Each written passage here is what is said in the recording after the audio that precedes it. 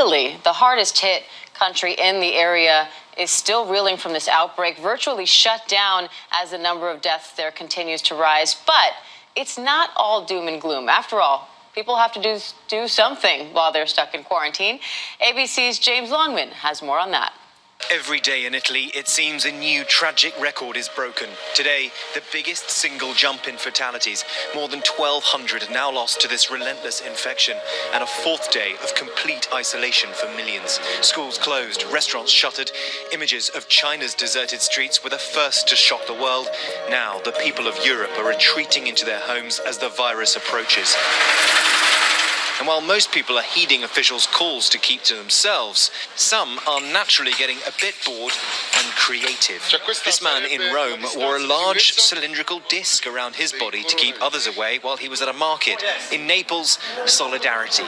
Unable to meet in person, neighbours unite in song.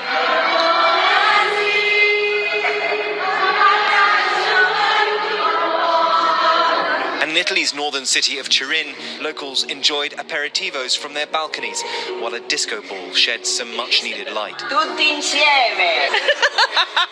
And who needs a vacation when you have each other? This Australian couple recreating their cancelled cruise from their living room. And this tender moment between a brother and sister in America. He's autistic and scared of the virus.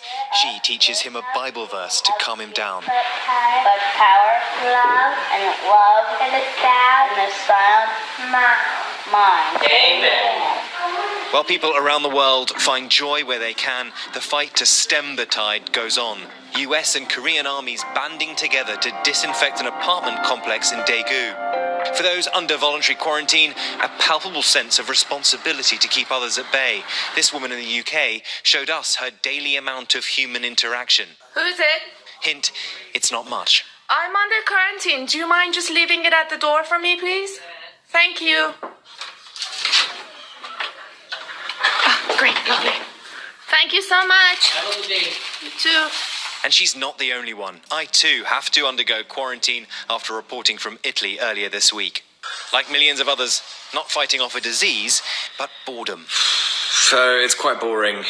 Between lives, I have every intention of reading my books, but actually, in the end, I'm just watching a Mark Wahlberg movie because, you know, Mark Wahlberg.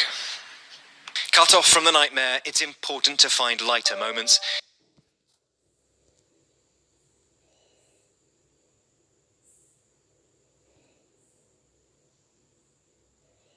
But also remember those living it.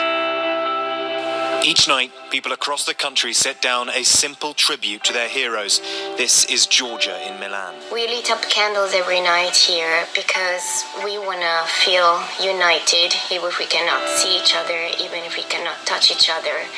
We want to pay an invisible but strong homage to all the doctors and nurses that are constantly working to help us here. And James joins me live from London now. James, we know you're in self-quarantine. We hope you were finding little moments of joy the same way these people are. I have been. I mean, you saw there, I've been watching a lot of television, Diane. I've been trying to read my books. I managed to get a water rower into this apartment, but I have just found out, I thought I rented it for a week. It turns out I rented it for 3 months. So that was a little bit of a surprise. I'm not great with maths, but I think I might need it, actually, given what's been happening in Europe. All right, well, we hope not. But talk to me a little bit about how the UK is handling things now. Well, it's interesting, actually, because the UK has taken a very different tack to much of the rest of Europe. Boris Johnson believes that there's a possibility that Britain basically could pick up some kind of herd immunity to the virus, that actually perhaps could get it but may not be particularly affected by it. It's a very different tack to what we've seen in Europe. I mean, today in Spain, for instance, they declared a state of national emergency. We've seen Denmark and the Czech Republic basically seal their borders. France has shut down all schools, right from nursery through all the way up to university. And yet Britain is going it alone. And there's been a lot of criticism here in the UK. A lot of people saying, well, why do we think that we should be doing things differently when we've got the sort of similar number of cases bubbling around the same numbers as other parts of Europe? The logic, we're told from the government, is that they don't want to do this total shutdown, specifically a shutdown shut down of schools, because those school children would then have to go home, and we have a huge number of health workers in this country who will then have to look after their children rather than spending time in hospitals. And the doctors in Britain say, actually, this virus is not passed around by children. They are not a high-risk group, and to shut down schools medically doesn't actually help the situation. So the idea here is to allow the virus kind of to remain at a kind of a controllable level, but tomorrow we're due to hear that mass gatherings in this country are going to be banned. That was something he didn't really want to do. Scotland has done it because they have the health issues in Scotland are devolved from the rest of the United Kingdom. But England, up until tonight, wasn't going to do that. But now we're hearing they might. So there might be a change in the government. But basically, Britain doesn't want to go to the same sort of extremes as the rest of Europe. All right, interesting take.